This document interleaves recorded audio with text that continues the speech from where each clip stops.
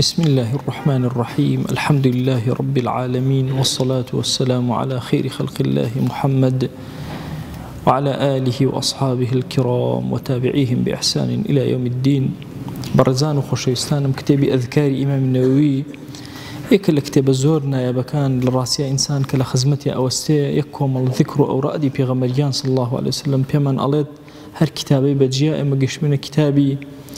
الذكر كان كتاب ذكر السفر أفرمين لكتاب ذكر السفران زورشت من باس كدور لويك إنسان شون سفر كا شون بروا سفر يبكا چه دعایی کی پیوسته چی لای معلوم نالی بجی بیله چه جور نیوجک اکاک در اچه چه جور ذکر اکاک أروى وشون أجت لا أهل خير داوي وصيتيان لأكا أفرمي سنتي كتير إمامي النووي رضا ورحمة الله إليه أفرمي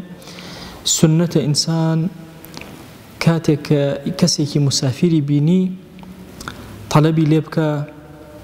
كدعاء خيري بوبك يعني هر مسافرك بيني بو السفر شون مسافرك دعاء خير لخلقك خلقكش دعاء خير لمسافرك كاتشكو مسافر دعاء جيرة إمام عمر رضا ورحمة الله إليه بومن أجرته أفرمي جارك شو مخزمت بغمريان صلى الله عليه وسلم استأذنت النبي صلى الله عليه وآله وسلم في العمرة فأذن لي شو مخزمت خوشوي صلى الله عليه وسلم داوم لك الإذن باك أتم بو عمره أيج إذني دام فرموي لا تنسنا يا أخي من دعائك برا بشوككم برا خوشوي استكم طبعا أخي كرد كردنا ولا زماني كردية زور كاتبو بالرازية أزان العربية أو بري معنى جواني وجماليتي مثلا اسم كسيك محمدي نابي بيبلان حما زور بيمان ناخوش شو كسيك بس سكايتي إله بلام مثلا كسيك مثلا وأخا بيغمريان صلى الله عليه وسلم كأفرمي يا أخي ما بزوني بشوكي كاتو بس احترامي لي أنا برزي كاتو زور قوري أكا بويا أفرمي بإمام عمر فرموي لا تنسنا يا أخي من دعائك قد يدمن مكل دعاء كان يخوت أي براكم برا خوش ويستكم حتى القرآن شاء يا بني إني أرى في المنام باشا ابن مثلا كلتي ببني وهكذا مثلا هر كلمة العربية هاتبت أفرمين لتصغير جوانيه زور صفة هي مثلا لبين عرب وكرد جياوازي هي بون منا مثلا كنية اسم مثلا بيك بلين ناوي خوي قد نالين مثلا كاك فلان عربي زور ناشينا مثلا اگر ناوي خوي بلين مثلا بون منا كسك ناوي حمزة يكسب بلي حمزة باشا بيلي أبو أحمد أبو فلان مثلا زور جوان كلمة كي زور ناس دارة وكو كاك كي إما أوها شون أوج أوها جا كردي خوما نازن كعرب أبينن مثلا بون منا أبو بلال من هي ليرة هندنا فرم يعني كاك أبو بلال يعني وكو يبلي كاك فلان أو أكرق لكردية طبعا أو ينلنا عربة زور جوانا كنية بكارين بو جواني أو أخيش بين عين بو شوازية الراس تصغيره بلا تصغيره بو شيء بو جماله يعني أي براي شيرين أي براي خوش يستم إما اللي ياد مكل دعاء كان بيغمبر صلى الله عليه وسلم بإمام عمر الله الدعاء بو أزان بإما شيوتو أفرمي سأل الله لي الوسيلة باش الدواء بانجا كان وقامت دواء وسيلة بوك دعاء وسيلة وفضيلة دواء وسيلة وفضيلة بكن مو بيغمريان صلى الله عليه وسلم أزان شن قورية توكاتك علي خواجان وسيلة وفضيلة بدأ بيغمبر صلى الله عليه وسلم وبعثه المقام المحمود الذي وعدته به خير مقام محمودك وعد بيداوة تو دعاءك بيغمريان صلى الله عليه وسلم إيه باشا جاري كان دايك من عائشة جرته وفرميه خوش اسمه صلى الله عليه وآله وسلم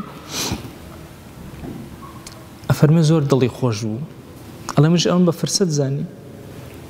يا رسول الله دعاء بوبك فرمي اللهم اغفر لعائشة ما تقدم من ذنبها وما تأخرت وما أسرت وما أعلنت خوا إلا قلنا هي عائشة خوش با أو يبقى أشكاك يبقى بنهان كردويتي أو باش لمو بيش كردويتي لمو دعائك لا هم خوش با الله زور بيكني أم دعاء زور ضلهم بيخوش فرموي أو ضلي خوش كردي أرى والله في غمري خاص الله عليه وسلم زور ضلي خوش كردي فرمي فوالله إنها لدعوتي لأمتي في كل صلاة أو الدعوة والدعوة من أبوها مو أمتكم لهمو نيجك دبير كانوا تشن نيجي كردو بيغمر صلى الله عليه وسلم لهمو نيجكانيا دعاء كردو خوائي لما أمته وبوري لقناهي لما بيشو لما دعاي بأشكراي بپنهاني أزان تشن فضلي بسرمان وين برواكن فضلي بيغمر صلى الله عليه وآله وسلم زور قوري أبويا كاتي كتو دعاء كي دعوة وسيلة وفضيلة أبويا كي إنسان زور لزتي قوري لي أكا قد الله كي مربوط به لقل بيغمر صلى الله عليه وسلم زور لزتك أو دعاء بوتو كرتو دعاء بوأوك أفرمي إمام عمر رضا ورحمة الله قال كلمة ما يسرني أن لي بها الدنيا والله بيغمر صلى الله عليه وسلم كبيوتم يا أخي برأشينكم كذلك براي بيغمر صلى الله عليه وسلم على كلمة بيوتم أجر همو دنيا بيبدأ ما يبغى كلمة بيوم خرجنا أهون ده كلمة بلا ما وجرب لفرما اشتكى همو بستوتنا كبيغمر صلى الله عليه وسلم فرمي أما يبراكان ببين براكان كان أي خوشوي صلى الله عليه وسلم أي أما برادنين تي هاولم براكان وانا من النبي وإيمان هنا يعني بيركن وأم أخيا بيغمر صلى الله عليه وسلم بأيام يبلا يجي كمان أبي تشانازي وتش جوري يجي تش فضيلته تش رتبة بك أخوة إنساني عطاك للرواية كتير فرمي أشركنا يا أخي بدعائك إيه مش بجدارك لدعاء كانت ما نكر شريكي دعاء كانت أم دور رواية هدو كان دليل لسلوي كإنسان تشوب السفر سنة وهاي إنسان تشد دعواي دعاء خير لك مسافر دعاء جيران ياخذ للسفر ودعاء زورك إنسان كأتت السفر يشق لكاركان بدعاء زو دعابك دعوك الأخوة أخوائي يعني فلان كبير كره والرفيقة كانت دوسته كانت خوشويسته كانت حارهم دعاء بوك إنسان نسيت عمره تنشيرنا كأجرته وهرش كذا بني الله والله دعاء بوك ديله إلا بيري كوتوتو تشن نازار أو دعاء خلق تشن شانازي بيوك اما باوكم هم جار قصيكي زور خوشي وأنا جرته زور خوش إليه أفرمي هارون عليه السلام الله هرهيجنا وحيج هارون يكلا بيغمبران عليه الصلاة والسلام أفرمي موسى يدعاء بكر هو بيغمبر لا دعاء وندا جوري تصور كان دعاء جاري وهي أكيوتك كرم بوتو إنسانك أساي أكاتا بيغمبرك أي شون دعاءك يا مسودي لي ورنقرين بويا كتير بكين دائما مثلا تأكيدي تو دعاء وبركتك حتى أو كسيك زور رقليتي دائما شتير دعاء وكبا ورقل ضل الدرس باء غضب وقين أو زحمتك لضل ما نمنه برواك إنما سبحان الله نيوي جيان من زياتر حسادة كشتيتي أو بغزوكين لقى مسلمان دعاءك بويا كتير دعاءكين بشكم خوي قال دعاءك من جيراءك دروس أبين يا تاون باربين دعاء خيري وأكي خوي قال بهويتو نجاتي هموي بأجر بفضل بوتو نسري أما أنا هموي فضيلة فضائلي أم دينا خو أبو خاتي قوري خوي لبناها كان من ببوري درجاي خير بسر ما نكاتو يا إلهي داوال لي أكين أنفر ماشتاني زماني بيغمريان صلى الله عليه وسلم كباسيان أكين خوي بكرة رائك روشن بوجيان مان بكرة رائك روشن بوناوغور مان بكرة رائك روشن يا إلهي بو آخرة من خوي لد أبارين ولد ألارينا وقبول من كلا يخود يا رب العالمين ورمان قر الله يخود يا أكرم الأكرمين تو قوري خود خويا بديداري أم أصحاب عظيمان من بقينا بديداري محمد خوش ويسمان صلى الله عليه وسلم بقينا آمين آمين والحمد لله رب العالمين وصلى الله على سيدنا محمد